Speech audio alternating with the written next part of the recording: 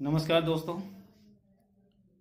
आपसे पहले हमने कामायनी के बारे में चर्चा की और कामायनी के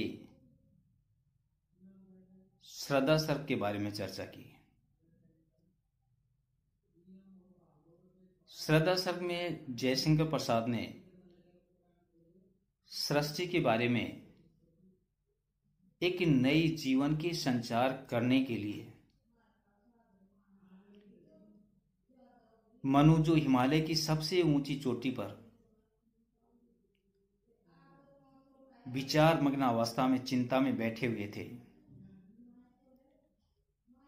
एक युवती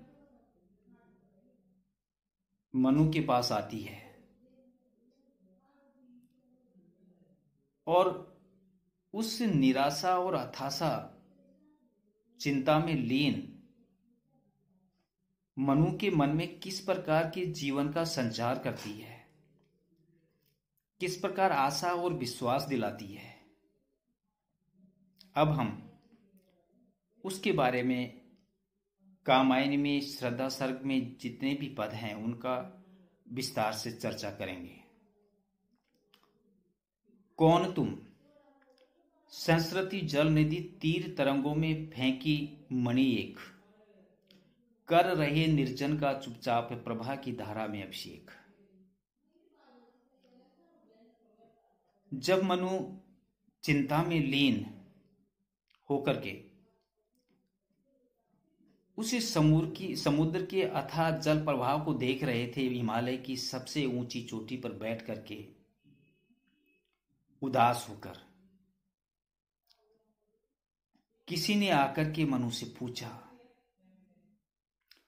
कौन तुम, संस्कृति जल निधि तीर तरंगों में फेंकी मणि एक। संस्कृति कहते हैं कि संसार, जल निधि समुद्र, तरंगों लहरों आघातों, मणि रत्न या भव्य पुरुष। श्रद्धा मनु से पूछती है कि तुम कौन हो। सहस्रति जल निधि तीर तरंगों में फेंकी मणि एक, कि जिस प्रकार समुद्र में लहरें उठती हैं और लहरें बड़ी बड़ी और भयंकर उठती हैं, उन लहरों के अंदर जब वो लहरें जितने ऊपर जाती हैं उतनी ही उस समुद्र तल के नीचे तक जाती है, और उन लहरों में फंस करके कोई मणि समुद्र के तल से निकल करके तट तक आ पहुंचती है। सहस्रति जल निधि तीर तरंगों में फेंकी मणि एक, वह मणि समुद्र के तट पर आकर के गिर जाती है।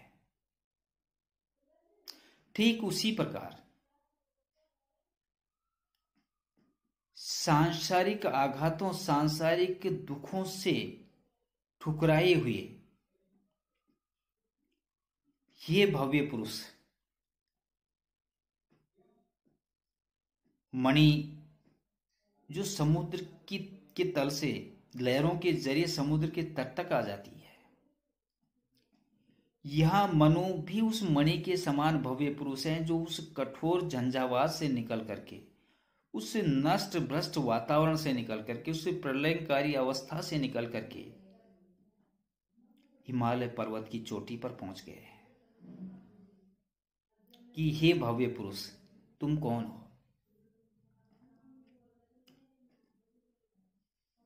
कर रहे निर्जन का चुपचाप प्रभा की धारा में अभिषेक। निर्जन इसलिए कहा गया है कि चारों तरफ प्रलय की अवस्था है, और उस प्रलय में कोई भी जीव जंतु, सजीव और निर्जीव प्राणी कहीं भी दिखाई नहीं दे रहा है। चारों तरफ सन्नाटा है, सूना है।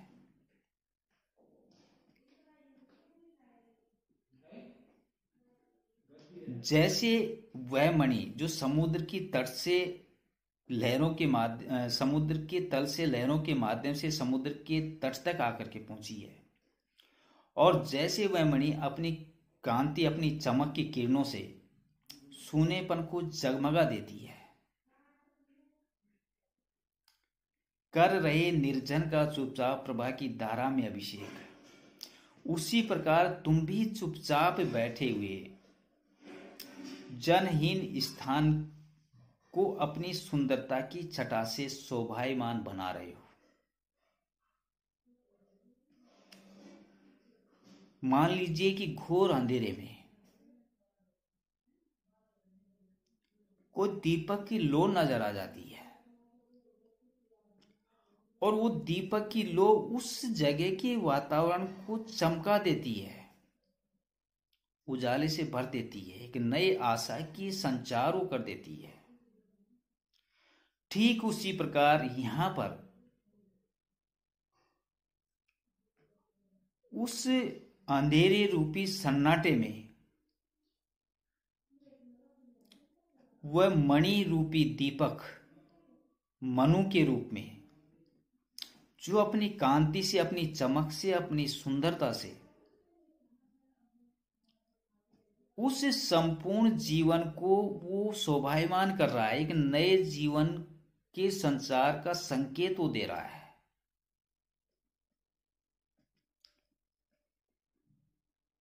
इसका दूसरा अर्थ हम ले सकते हैं कि जिस प्रकार एक राजा को सिंहासन पर बिठाते समय एक कर्मकांड पंडित मांगलिक मंत्र पढ़ता हुआ उसके शरीर पर जल के छींटे डालता है, उसे अभिषेक कहते हैं। प्रभा की धारा से अभिषेक, अभिषेक उसे कहते हैं कि राजा को जब सिंहासन पर बिठाया जाता है तो एक कर्मकांडी जो ब्राह्मण है, पंडित है, वह पंडित मंत्रों से जागृत करके कि जल के छींटे उसके ऊपर डालता है, पवित्र करता है। यहां पर जो निर्जन है वो सम्राट है और प्रभा का जो जल है, प्रभा की जो धारा है, वह अभिषेक का जल है। मनु स्वयं जल के छींटे देने वाले ब्राह्मण हैं। यह दूसरी बात है कि इस दृश्य को देखने के लिए वहां कोई भीड़ उपस्थित नहीं है, इसलिए अभिषेक का जो कर्म है वो चुपचाप चल रहा है। निर्जन वातावरण है, सन्नाटा है। मनु के सामने श्रद्धा खड़ी है, वो सवाल करती है कि तुम कौन हो।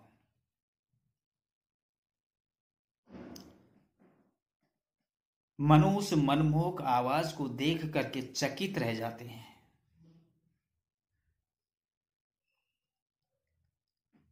लेकिन उनके मुंह से कोई शब्द नहीं फूट पड़ता।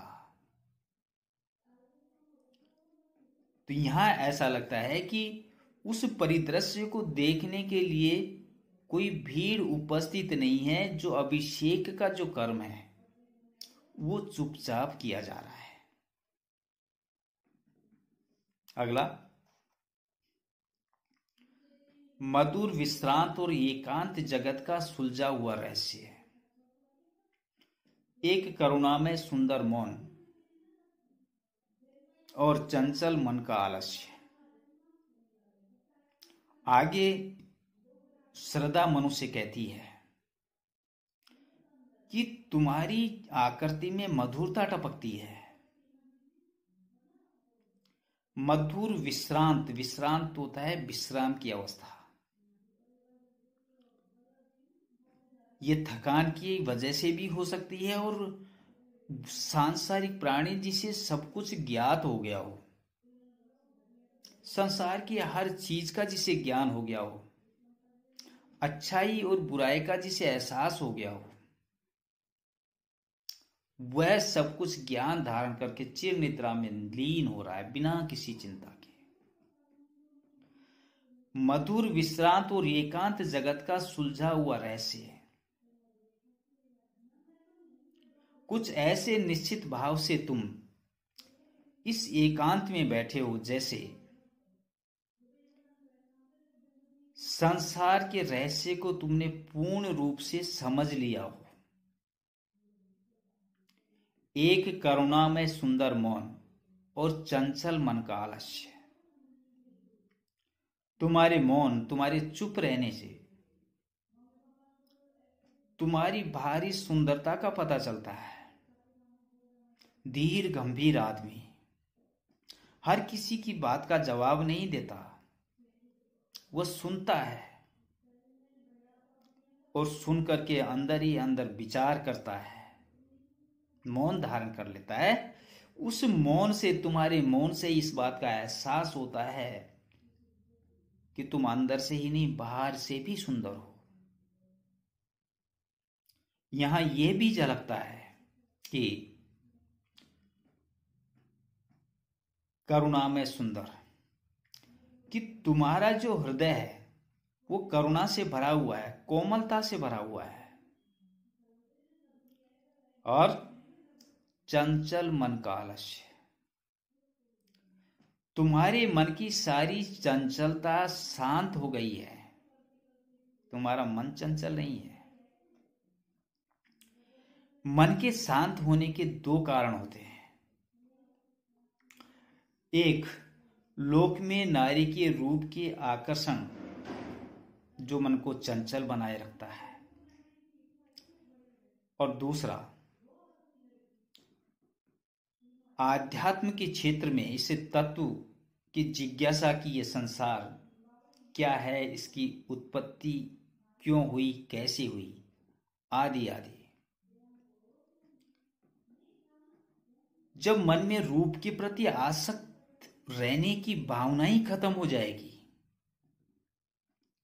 नारी का रूप, नारी की सुंदरता मन को चंचल करता है। लेकिन मन के अंदर जब रूप के प्रति आसक्त होने की भावना ही समाप्त हो जाएगी तो मन अचंचल हो जाएगा, मन चंचल नहीं होगा। और सृष्टि के स्वरूप का ज्ञान अगर प्राणी को हो जाता है, वो सृष्टि के बारे में कोई सवाल जवाब नहीं करता है, तब भी उसके हृदय में अपूर्व शांति का अनुभव उसे होगा। यहां मनु के मुख पर शांति की झलक पाकर ये समझ लिया गया है कि उसका मन अचंचल है और तत्व ज्ञान उसे हो चुका है। सांसारिकता का ज्ञान भी उसे हो चुका है और रूप के प्रति आसक्ति नहीं होने के कारण उसकी मन की चंचलता भी समाप्त हो गई है। तो ये बातें उस निराश और हताश की अवस्था में बैठे हुए उदास मनु को जब श्रद्धा ने देखा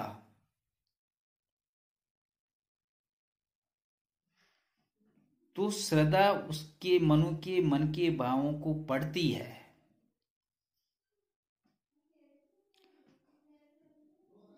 मनु से श्रद्धा सिर्फ एक सवाल करती है कि तुम कौन हो,